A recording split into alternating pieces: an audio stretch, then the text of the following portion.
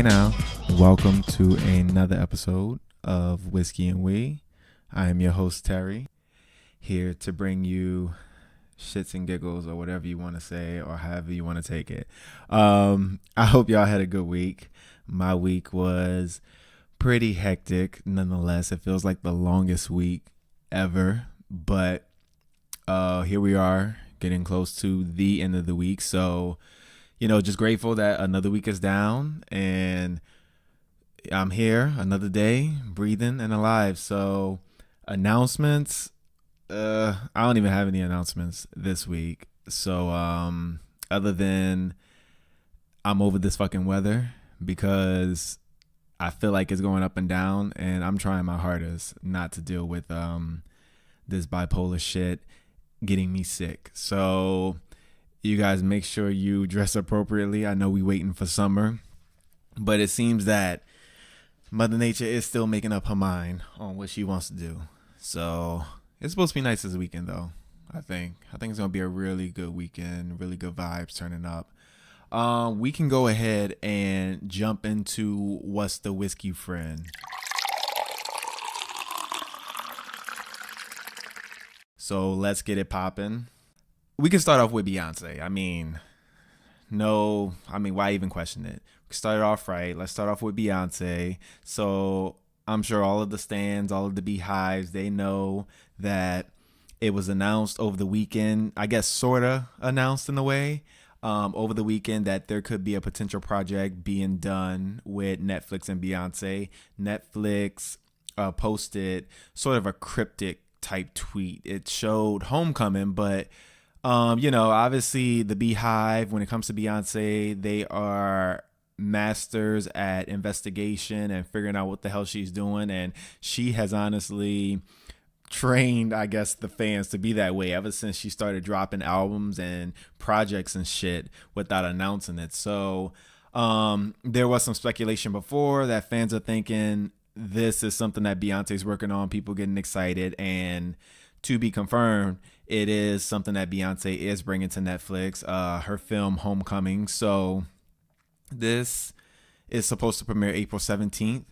And it pretty much goes over, it's a documentary that would include footage and interviews detailing the preparation of, her vision behind gathering and getting all this set up for that absolutely famous Coachella performance. And to this, I won't say I regret, but I kind of regret to this day not being able to be a part of that, to witness that in action, because I know it was such an iconic moment. So those of you that have gone, you have been blessed by seeing her up on that stage, up on that crane or whatever the hell it was, moving and just giving you life with every song and every lyric. So I am excited, however, to see the film, to see the personal journey behind it, the traces of the emotional road and her creative concept, like when it involves the cultural movement. So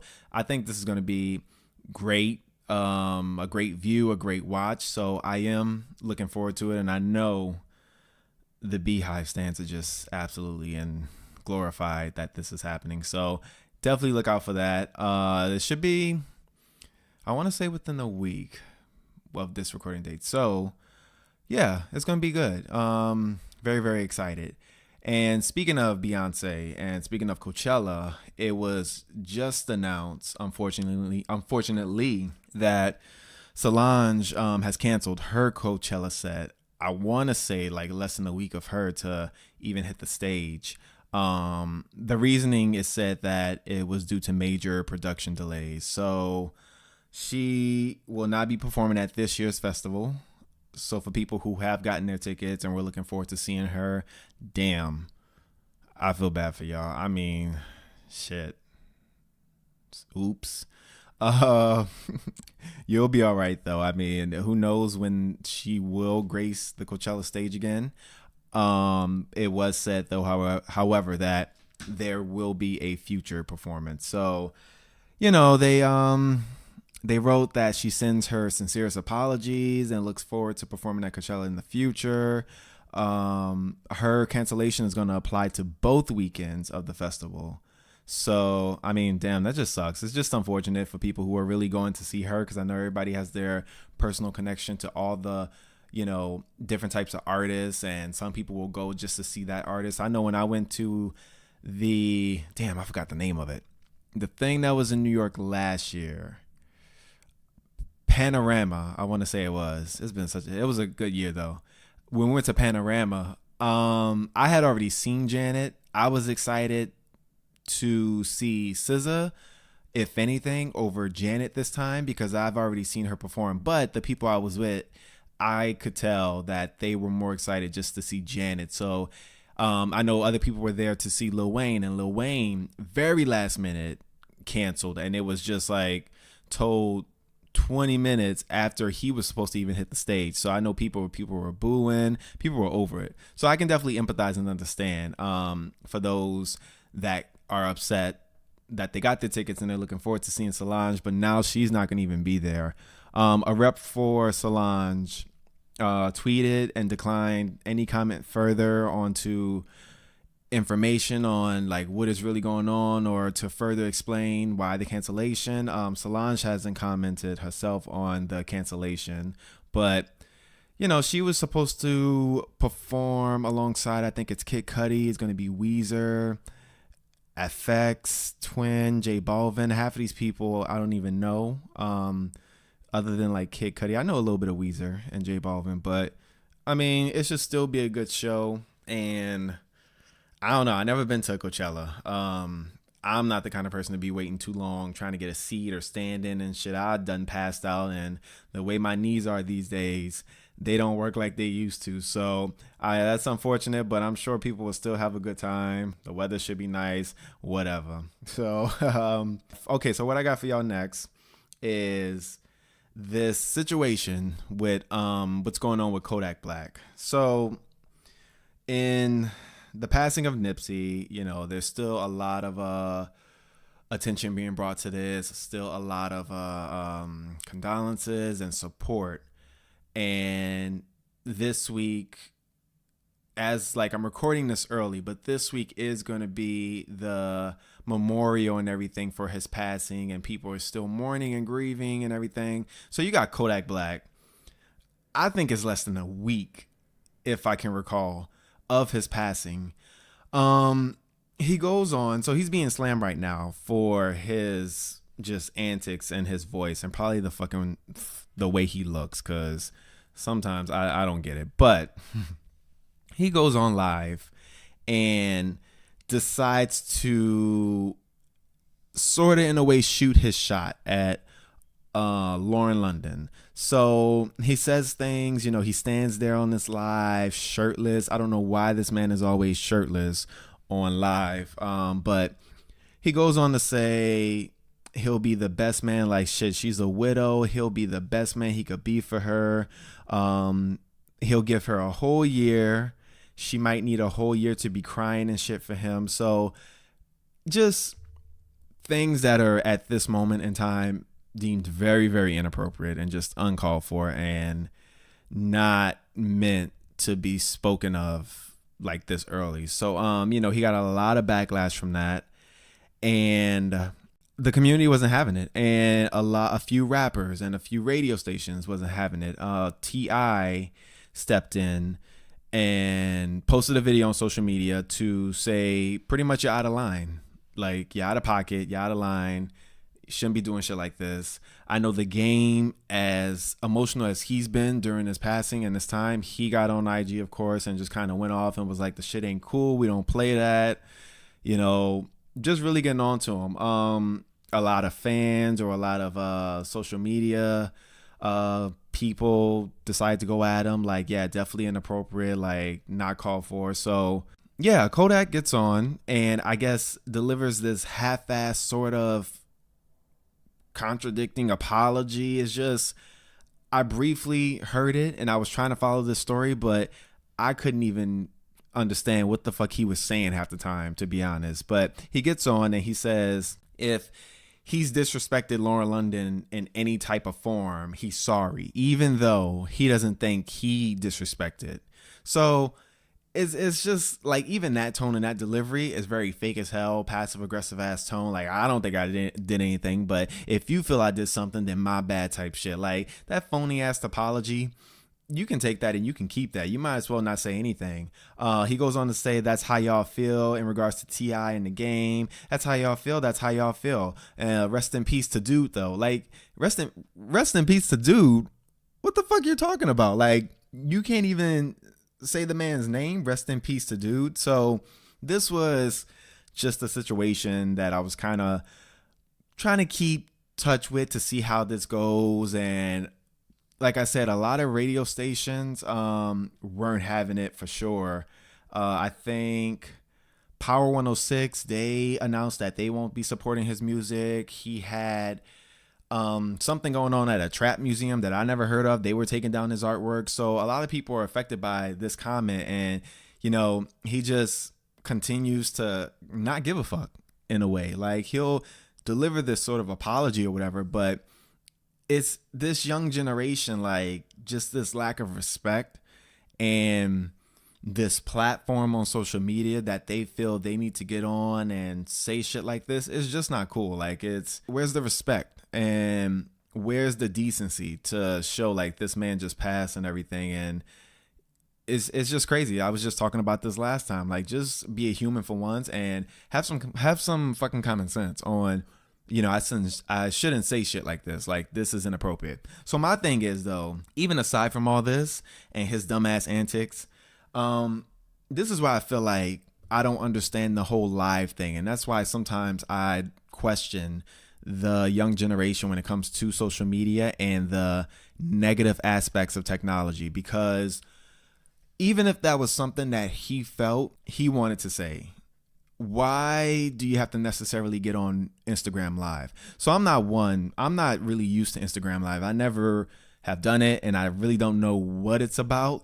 I just in my head assume that, okay, this is the moment for someone to maybe, I don't know, have a little mini seminar. I don't know what I thought the fuck it was supposed to be, but I guess I was far from it because I'm thinking like, okay, this is a way for people to do certain things, to share their talents, maybe to, you know, be in the kitchen, giving up a recipe and showing how they make this, or showing something that can maybe educate the people watching or entertain them.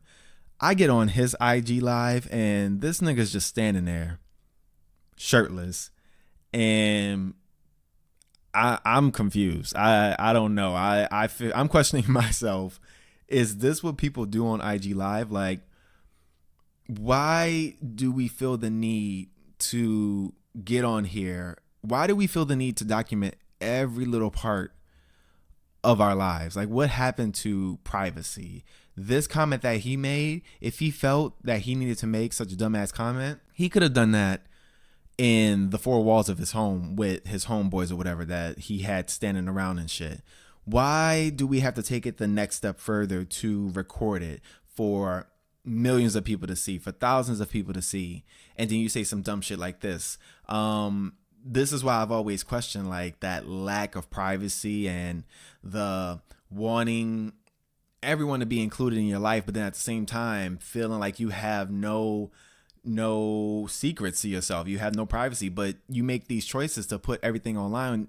It's a form of oversharing that I think we constantly do in this world today that is just unnecessary. And some things need to just be kept to yourself. And that's why I've said, like, get a fucking journal sometimes, or you have a support system, or you have people around you. Why do you have to record yourself saying some shit like this for the world to see? And I started to notice it with a lot of other IG lives. Like, what are these people doing? Like, I don't understand.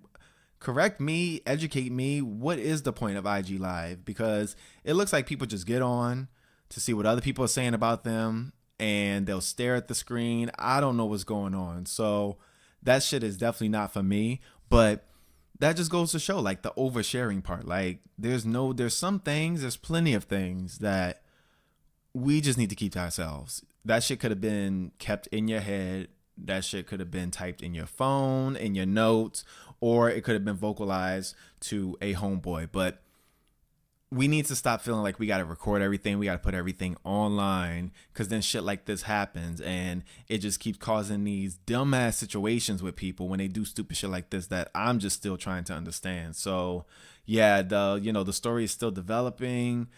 Not necessarily develop. I mean, the man said what he said and he receiving shit from it, but as to if other places are gonna like take his music away or how this is gonna affect his career, if he doesn't close his mouth, he may just kill his own career depending on how this unfolds going further. But I just think that we as society, we don't have to put every fucking thing on social media. Maybe it's because I'm a private person. I believe in just being private to an extent. Not everybody needs to know what's going on in my life. Not everybody needs to know what I'm doing on a daily basis. Like, set some goals and work on yourself, but give them a little bit here and there. But when you expose yourself to the world on a constant basis, I feel like it kind of takes away the interest about you to an extent on like what makes this person.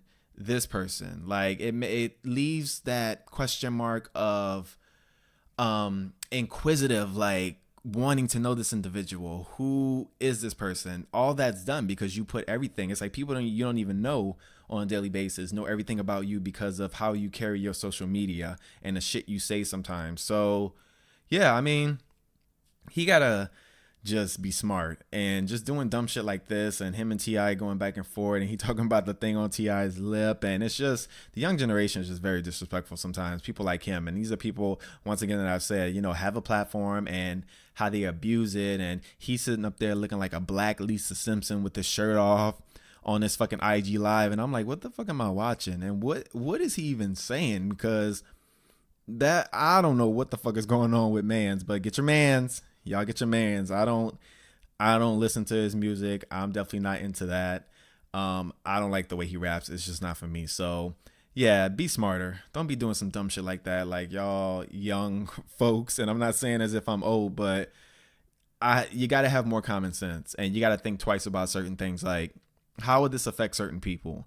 Is this appropriate? Start to strategically analyze things. So what we got next? I was trying my damnedest just to avoid the whole situation, and this was going on before we brought Whiskey and Wheat back, but I wanted to propose the question to the listeners on how they feel and what they think they would do in a situation like this. So what I'm talking about is the Jussie Smollett thing, and I'm not going to go all the way to the beginning of the situation that happened, but it's been heavily in the news. It's been the highlight of the media, the headlines. It's been overanalyzed. It's been over dramatized, and so just emotionally draining.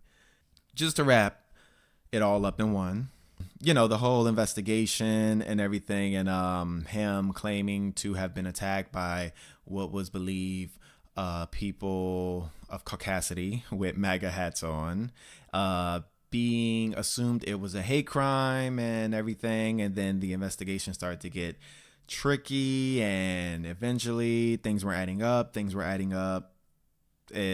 and out, loopholes, blah blah blah. So eventually the charges were dropped. He was charged with 16 felony counts for allegedly lying to Chicago police about being victim of a hate crime, but all the charges were dropped in a controversial decision made by the Cook County State Attorney's Office. So now a lawyer for the city of Chicago says that the city is seeking $130,000 from the actor as restitution for the cost of the investigation he initiated. They claim he gave false statements, which led police to diverting resources from other investigations and undermining the criminal justice system. If he fails to pay, the city of Chicago letter states that he'll face prosecution by the Department of Law and fine no less than $500 and a maximum of $1,000 plus up to 3 times the amount of damages the city sustains as a result of the violation. Now, I can just give my opinion on this whole situation. I decided to not get involved with whether he did it or not, because I feel personally that the media can always misconstrue things. And the visual, like, I work outside of this in a visual type career. So it's all about how we present things to the viewer to make it seem bigger than what it is, big headline stories, certain words to manipulate it. And I just feel that the media does that a lot, and they can convince anyone watching it on the news what they're putting out there is believed to be true. I never engaged in whether it was true or not. I just didn't dive 100% into believing the media and what they're saying, because I feel that the media can lie. I feel that the Chicago Police Department can definitely lie their ass off, because after that whole Kanika Jenkins in the freezer thing that happened last year, like, what happened to that case? Like, was it solved? What's going on? But y'all want to dive so deep into Jussie and what the hell's going on. And I just feel like it was very biased and like for the viewers, because the black community, just parts, not all, but I feel like one of the big challenges within the black community is that we want to support each other. We want to stand by each other. But sometimes that can be questioned depending on the sexuality. And if it's a gay black man, then an eyebrow is raised, and then a finger is put up as like, wait, hold on now, maybe he is guilty and this and that, and he lied and this situation. But it's just this whole back and forth thing. I wasn't even going to entertain it when this whole story was coming out and everything. I wasn't even going to engage. But when it comes to this and what I'm speaking on now, I guess my question is, do you think he should be paying the $130,000 fine that he's been asked to pay to the city? I don't think he should pay a goddamn dime. I think the police department, the city of Chicago, is doing their job. And clearly they need something to do, because like I said, the Jenkins situation, there's still no information on that. And here we are. But y'all want to get so up in arms over this shit with Jussie and want to charge him and fine him. And I'm kind of glad that he's sticking to his guns. And he's like, I've been telling the truth. I've been sincere, and you can go fuck yourself, because I ain't paying you.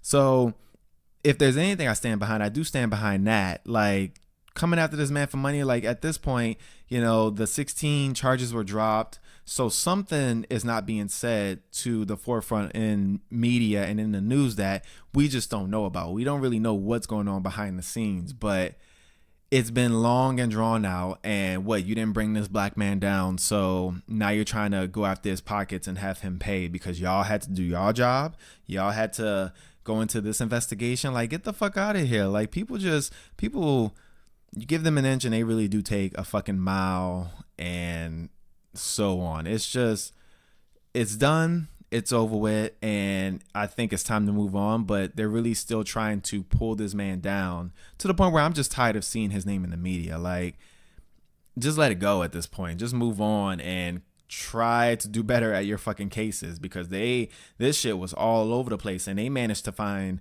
videotapes of the brothers buying this and that and everything, and checks and stuff, but you can't find these other cases of who killed these young black women and situations like that. So I don't want to hear no bullshit about y'all just up in arms because the charges were dropped, and now y'all want to be mad and have your panties in a bunch and try to do all this shit. So I don't think he should pay. I don't think he should pay them a dime. I think it is what it is. So just leave the man alone. Like, why are they trying to come for him now? But I'm curious to see what y'all think about that, and just the whole situation, like in regards to him paying and if he deserves to pay or not. But that's the only thing I kind of want to cover when it comes to just this situation, because I was just exhausted. I was like, damn, I'm so tired of hearing this shit in the news. Like, it's exhausting, and I don't want to talk about it amongst peers, colleagues, because it's just way too sticky. And I feel like we're not being told enough. We're just being told a little, and we're assuming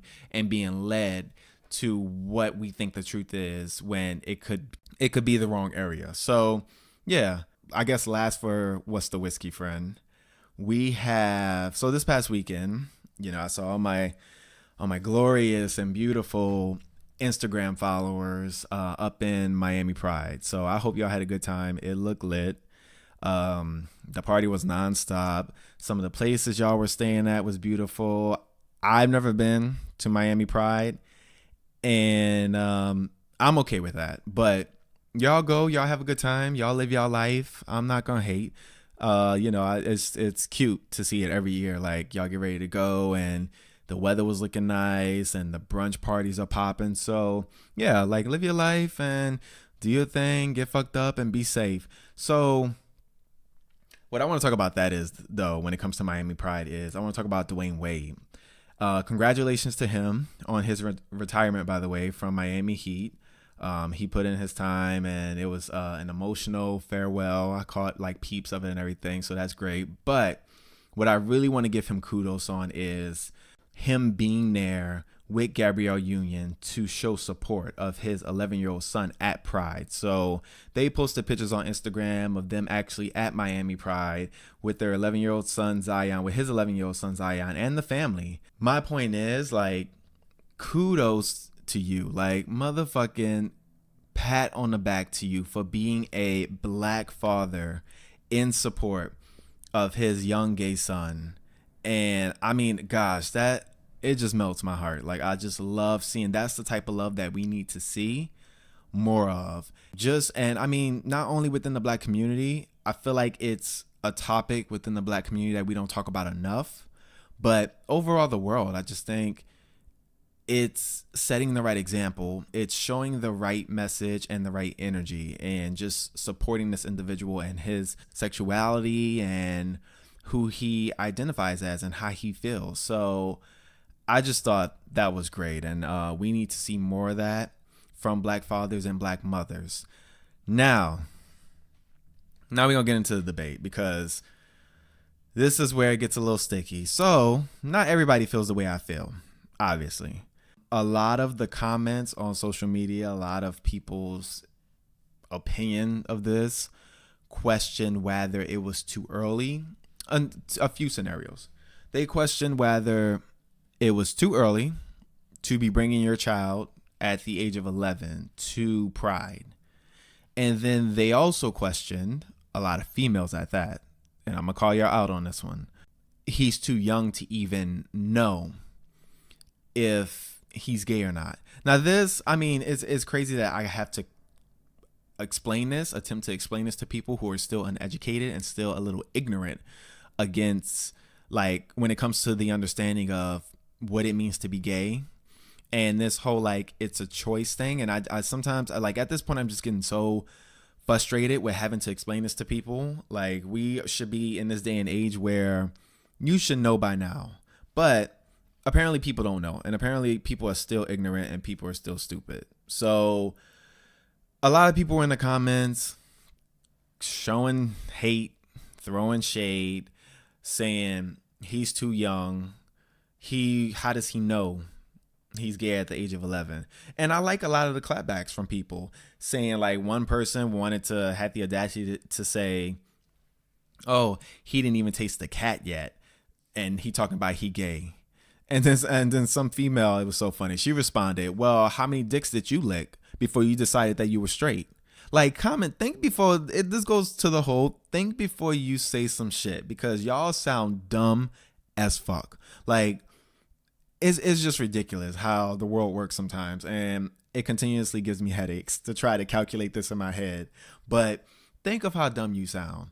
Oh, it's 11 and he knows he's gay. I mean, how many times we got to tell y'all? It's not a choice. You don't just wake up, and it doesn't matter what age you are when you decide that you're gay. Like, you are born like this. I can remember as long as I've been on this earth, I knew. I just didn't understand what it was, but I knew that this is what I'm attracted to. So straight people need to question more. Like, when you were young, didn't you start to, if you're a straight man, when you were young, didn't you start to like girls? Didn't you have a girlfriend, and not necessarily kindergarten, but in elementary and everything? And didn't you figure out your attraction to girls? Like, why can't this be the same? What makes this different? What makes this not count? Because it's a different sexuality? Because y'all consider that not normal? Like, you got to wake the fuck up at this point. You got to stop being ignorant. And even for the ones who are religious, like, take a step back from the Bible and take a step back from your ignorant mindset and using religion as your way to be a dumbass and be that ignorant and hateful towards a group of people. Take a moment and like understand that, okay, yeah, this is, are they nobody's causing harm to you. And why are you so afraid of how another person lives their lifestyle? If you don't know it, then learn it, like then understand it. But don't sit there and try to argue it and then drop these religious moments of like it's a sin and this and that. Like, this person is obviously, if this person is spreading love on earth, then you need nothing to worry about. So why are you going in with negative energy and spreading hate to someone who's spreading love and positivity only because you just don't agree with their lifestyle? So some straight people just need to wake the fuck up. And when it comes to the him attending Pride thing, I think that's a curious question. It depends on how his family went about it. And I'm pretty sure they went about it the right way because, yeah, Pride, depending on where it's at, like I said, I haven't been to Miami Pride, but I've been to New York Pride. And I know it can be messy sometimes. Certain areas can be messy as fuck because it's a moment for people of the LGBT community to let their hair down, to be free. And this involves gay, bi, lesbians, transgenders, just a wide spectrum. And yeah, like a lot of people will get into different types of the lifestyles they are in within the gay community, be it leather, be it, I don't know, nude or some shit. But I know that there are some spots where, yes, it's a little messy, it's a little inappropriate for kids. However, the parade and everything, I think that, its intended purpose is to show the pride, to show the love and the strive to on how hard like we continue to work towards equal rights and acceptance. And for Dwayne and Gabrielle to bring Zion there, I think that's a great message. I think it's good exposure for him, knowing who he is in his sexuality, to see the love and the positivity that's being spread. Because when you're not exposed to that enough and you see all the hateful things on the internet, this is what leads to this type of individuals, gay, young, black, queers, to lead like into depression and suicide because they are being perceived that like it's wrong to feel this way. I don't know who I am and I'm just trying to be me. But based off of what everybody's saying on the internet and what people are telling me out, behind closed doors and everything, is that something's wrong with me. And this is what caused that defect, like down the line. So I think it's great that they brought him there. They show pride, they show support. They gave the message that you are who you are and we love you and we're here to support you. He was cute. He had his little rainbow pin on and he just looked happy as fuck. And that just really warmed my heart. So it just made me enjoy this family even much more. And I just love how they support the message of loving you in your own skin and being there to stand behind you. And like I said, just coming from a black father, it's just, man, I wish there were so many more like that. But I'm hoping that by him doing this, we'll send the message to other black fellow parents, black fellow men of masculinity, that this is who they are. And you need to love them. Like you need, especially if they're your family, because I hear a lot of how a lot of parents disown their children. And unfortunately, even always to the extent of even killing some of their kids, I've heard like in the past. And it just completely devastates me that you lose the love of your own child because of a lifestyle that they have no choice over. So I just hope that this goes in the right way and we need to see more of this. And it's time that we really push into this area of just positivity and love and acceptance. But, it's going to be a long way to go, especially with who we have in the administration and currently like what's going on in the world. We have a long way to go, but when I see little glimmers of hope like this, it just keeps that faith up there and it keeps that hope alive of like, okay, this little bit matters and maybe this would affect not everybody, but a good portion of people to not be so ignorant. So I will end my What's the Whiskey with that. you know what? Let's take a break. All right. And we are back to Whiskey and We. Uh, the drink of this evening, you guys, is going to be none other than my Crown Royal apple flavor. Tasty. You know, a lot of people don't like, I wouldn't say Crown Royal. A lot of people don't like the apple flavor whiskey. I absolutely love it. And especially just straight up, like a neat or on the rocks. I mean, it tastes good to me. I don't know, maybe it's because I like apples or some shit. I don't know. But usually when I tell people, they're like, ugh. And I'm like, shit, fuck out of here. This drink is good. But that is the drink of this evening. Crown Royal. My grandfather's been drinking that ever since I was a kid. So that's a drink that I just kind of grew up around. And then when it comes to beer, it would be Heineken. A lot of people don't like that either. So those are just the types of beverages that I was influenced by. And my grandfather made a good choice because I fucking love Crown Royal. So something about it's just mature. But what we got Keeping It Real. And for this week of Keeping It Real, so I want to go over a scenario that I'm dealing with when it comes to working with colleagues. And I'm sure we've all been there and we've been in a situation like this. And I'm sure like many people can relate to what I'm about to speak on. But, you know, we have that colleague in the workplace that is so ego driven and just arrogant in the sense like they send off such wrong vibes and bad energy that they're that person in the workplace that has to showboat, that has to be perceived as such a golden child, and they know everything about everything, and you know how that goes. And I can say myself that anybody in the workplace, we don't like a know-it-all. Like nobody cares to be cool with the know-it-all. But when it comes to my situation, I almost feel like I'm even dealing with narcissistic tendencies. So we just have this there's just this individual who feels that it's his duty to want to micromanage his teammates or at the same level as he. And this is in retail. This is in a retail environment. And let's say this individual is also in a different area that's not even that has to do with you.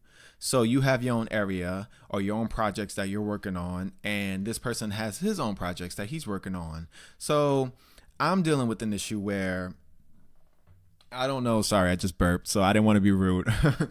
I'm dealing with an issue where this individual feels, from what teammates are saying, this individual could feel threatened. This individual could feel jealousy, but he continues to carry out his actions in a very inappropriate and unprofessional way. And that relates to overstepping his boundary in front of other colleagues, feeling that he has to do their job. And we feel like there's the reasoning behind him making this decision is because he wants to be seen as that person that's in the spotlight, that's on top of everybody else and better than everybody else, that he can do their job and his job. So just this situation, when I go into work, my job is to better myself. My job is to learn something new every day, challenge myself, and to try to improve, and things that could help me not only in my career but personally. So dealing with this individual, I don't understand why people in the workplace feel like it has to be a competition. Like, who the fuck are you racing with? Who are you in a race with? Because when it comes to me, when it comes to my fellow teammates, we not in a race with you. Like, we're all kind of in that same boat of trying to uplift each other and make sure our goals are set. And you have that individual who's just toxic in the workplace to want to come in and be petty to an extent, be shady, micromanage, and feel like they have this authority over other people. And, it's getting to a situation where it's constantly having to be approached, and it has to be ongoing like talks about trying to improve it, because pretty much this person feels that he doesn't even want to communicate when he makes these decisions that affect other people and that involves their job responsibilities. So it really is going down a potential dark road if not fixed by management, by HR, whoever. But my venting session for this is kind of like to influence and inspire people to be more notable of how they are in the workplace. What I've learned from this experience is that, like I said, nobody likes to know it all. So you may think because you know the answer, especially if two individuals are talking and you just happen to be a part of the conversation, but you want to jump in every single time to answer a question directed from one individual to another. It's just, I think this has taught me to be more conscious of how I play my part when it comes to collaboration and relationship building in the workplace. I think it's best to stay quiet more so than you want to talk. I think it's best to, the whole motto, be the smartest one in the room. You don't want to be the one that's the smartest one in the room. I mean, sorry, my bad. Let me go back. Be the dumbest one in the room. You don't want to be the smartest person in the room. You want to be the dumbest one. So it's pretty much saying like you want to be around people who know more than you, because that's how you learn and that's how you grow. You want to be a CEO in the future, then you need to start hanging out with like-minded people like that, and not necessarily always people that are kind of not going anywhere with their career or that are not going to teach you anything as far as getting on that right path. So I just think when you're working in the field of other people, I think we need to let the ego go sometimes and not always feel that it is a competition. You have to throw the other members under the bus to make yourself shine. I don't believe in work ethics like that. I think that you shine when you are good at what you do and you're as genuine as you can be. And when you try to play those dirty games in the workplace, I believe in karma, and I feel that karma comes right back around to bite you in the ass. And that's why I always try to make sure I'm treating people with the utmost respect as how I want to be treated.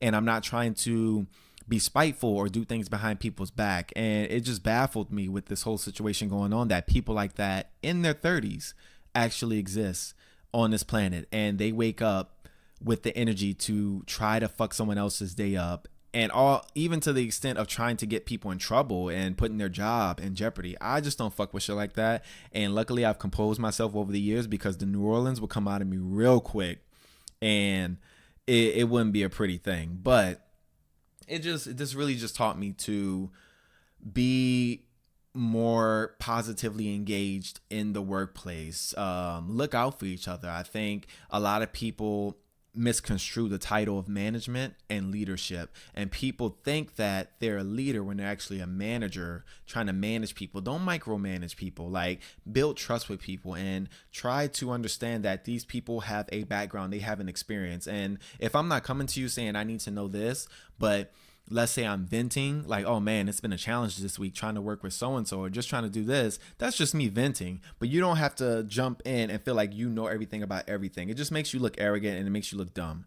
And when you give off that vibe and that energy of like, you want to be the know-it-all, you want to be the person that's in charge, and you want to be over people, we all adults. People won't fuck with you, and people won't deal with that. So I think just when it comes to like in the workplace, yeah, we got to carry ourselves a little bit lighter and not come in and feel like we got to bulldoze people to be heard and everything. I think niceness does go a long way. And I know up here in the East Coast, like New York, it can be very aggressive and very straightforward, but I don't believe in playing dirty. I'm not about that life, and I'm not about trying to make myself look better than the other and trying to get people in trouble. And I don't get affected by how another person is performing in the workplace. This individual gets upset if he feels that certain members are not doing what they're supposed to do based off of his perception. And to me, I just think that's an insecurity. I think that when you focus on what you're doing solely in the workplace, you shouldn't be affected by what other people are doing. I think we all make our beds, and we all make decisions that have positives and negatives and consequences or accomplishments. But if you're my colleague, it's never your place to feel some kind of way if you think I'm not doing my job accordingly or anybody else, especially when you're not even in the same area. You have your own responsibilities and you want to shine. Hold on, I think my alarm is going off, telling me. That's my alarm that goes off every evening saying, get shit done, make shit happen. That's actually the caption of the alarm. So sending that positive message out to make sure I got to keep myself in check sometimes, because if not, I'll take a long ass nap and it'll be next week. So, yeah, like you want to focus on what you got to do and focus on your own growth. And if you're not trying to help lift other people up, then you should not be worrying about what they're doing.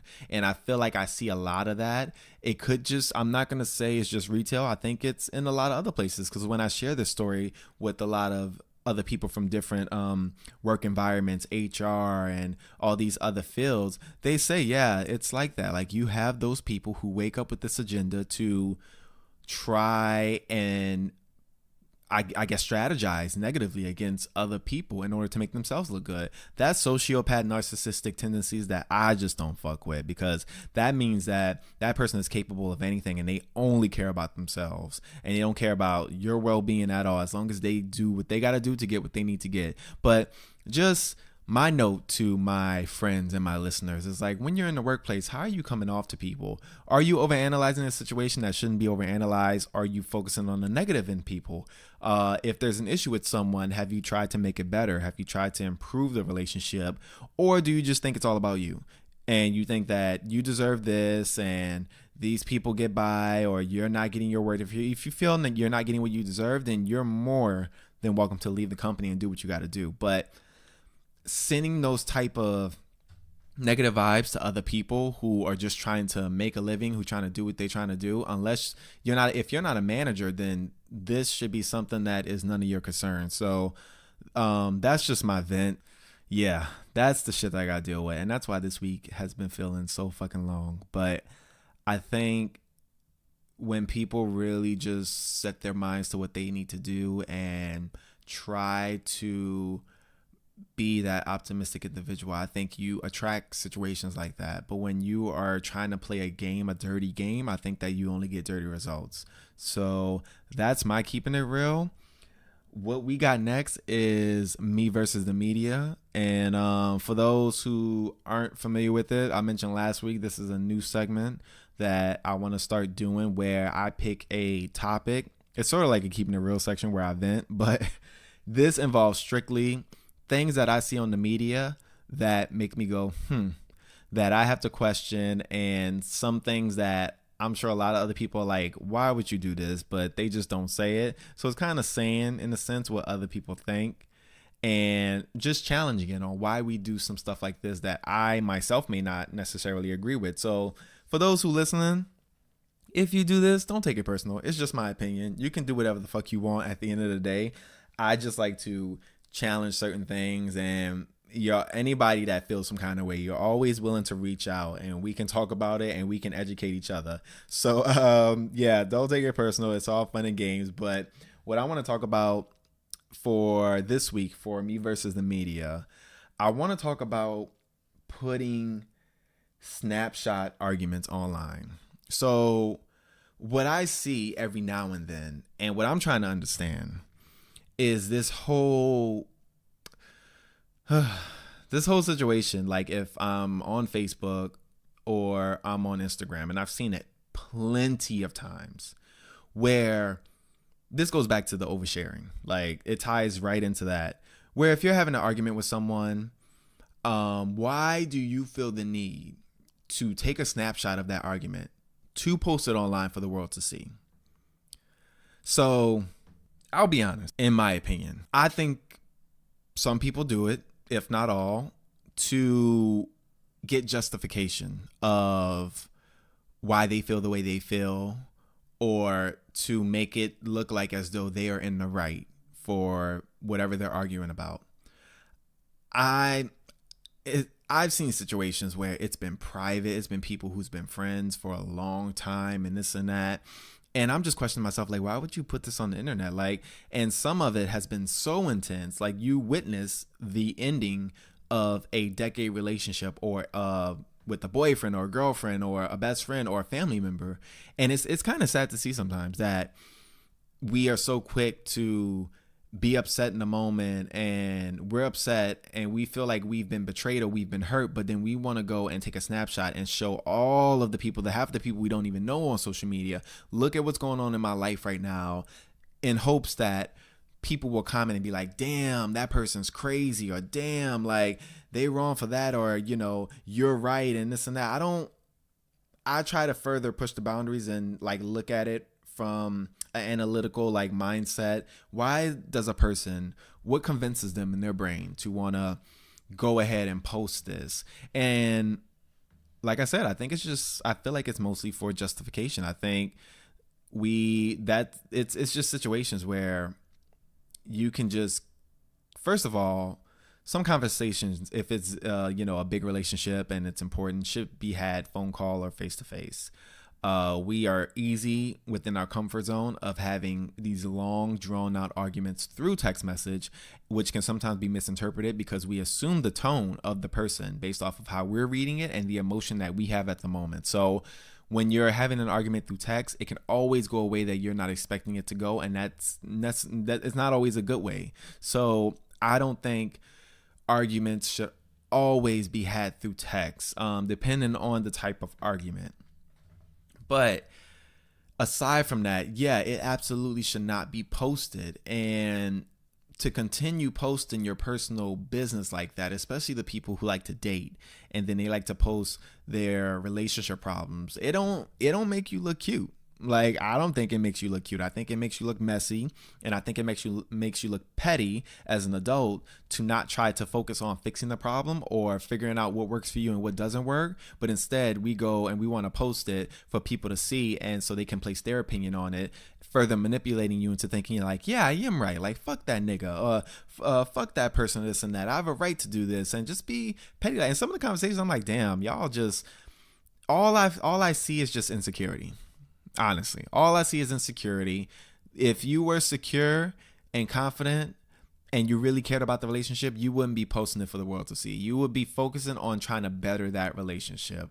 I'd be damned if you see me post any kind of text message, because that ain't nobody's fucking business on what's happening with me and my friends or me and my partner or me and my family. And I'm gonna keep it within the walls of us two, and we go figure it out. We can vent to friends. We can have those moments where we let our closest friends in and we talk to them to get guidance and inspiration. But when you take it a step further and you want to do snapshots on Instagram and Facebook, like, I've unfollowed people and I've deleted people because of that, because I feel like that's the message that I don't want to see. I don't want to see these vibes. I don't want to see this kind of negativity of you cursing your best friend out for 10 years. Like, you turn that emotion off so quick when there's a friendship of like 10 plus years or however many years that you're so willing to throw away just to get this golden star validation from other people that you barely even know. And I never just agree with stuff like that. I think it's absolutely ridiculous that, once again, a part of oversharing, we have to put stuff like this on the media. I think that's something that it should be absent from the media. And I think a lot of people get influenced from social media platforms like the Shade Room, because I feel like every week, if not every other day, in the Shade Room, there's always some snapshot being brought up between celebrity fights or some DM thing being brought up. And I think that influences the people, the 12 million people that probably follow that account, to think that stuff like this is okay. But once again, it's a lack of privacy, and I feel like it's just damaging. I feel like it's a sign of insecurity. It's a sign of unsureness within yourself and your decision making, and like trying to remain this strong person. Like, we can't show vulnerability to post this and be like, yeah, look at the shit I'm dealing with, or look at what's going on. And then you wonder why people always in your lives will see you bouncing from person to person, or see you 1 minute not friends with this person, next minute y'all cool, and next day like that shit. But then you don't want people to say anything. You don't want people to call you out and say, well, damn, you were just talking about this person 2 days ago. What happened? Now you back with them? Well, mind your fucking business, this and that. But you putting your business out there. So that just goes back to, be conscious of what you put on the internet, because once it's on there forever. Even if you delete it, that shit is on there forever. So it goes into careers, like just talking about jobs and stuff and the work environment. This goes into that. Like, now we're in a day and age where people, before they hire you or current places you work at, they go and try to look for you. They try to look for your profile and see what you're posting. And I've heard plenty of stories of people getting fired over some bullshit like that and putting the wrong thing on the internet and on their platforms. Yeah, it's your moment to express and be free, but you still want to have that standard. You don't want to just get on there and put everything that's on your mind or everything that you feel you need to put on there out. Some things you have to kind of double back on and be like, wait, nah, I ain't gonna put this on there. I'll put it on a fake page or some shit. If you got to get it out there, you can make yourself think by putting it in Microsoft Word. I don't know, but I don't think it should go on these platforms for people to see. So me versus the media for this week, the whole doing snapshots and arguments and trying to get this rally and the support behind you, and I just don't think it's healthy. I don't think it's a good tactic to try to get over the situation, or however you're trying to combat it. I don't think it's a good way of doing it. So like I said, y'all don't hate me because I know some of y'all be doing that shit, but it's all love. But yeah, I just don't, that's how I feel about it. So I said what I said. Yeah, that wraps up the show, another show, episode 2 in season 2, or I guess you can say episode 24 because we just picking up from season 1.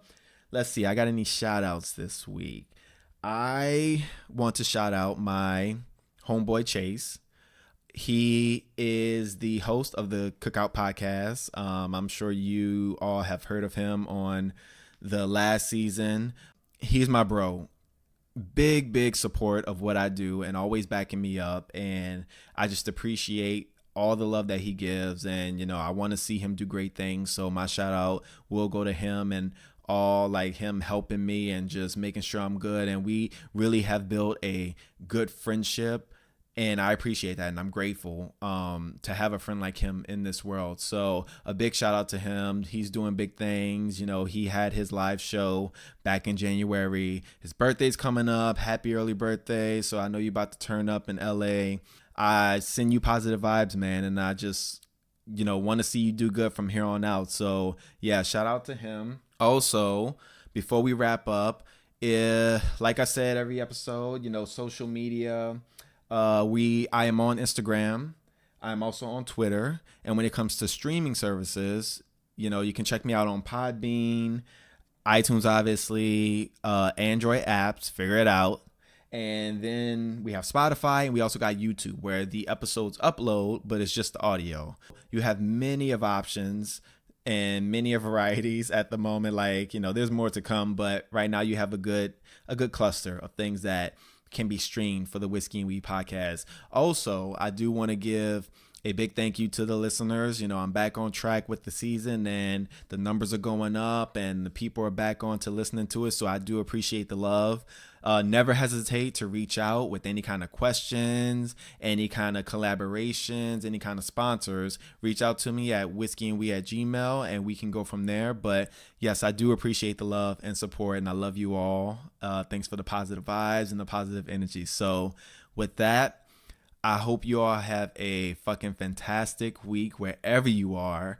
It's going to be 75 in New York, so it's going to be good for us this weekend. But I hope you all, keep working towards your goals, keep being blessed, and keep living your life. So I'm going to see y'all next week.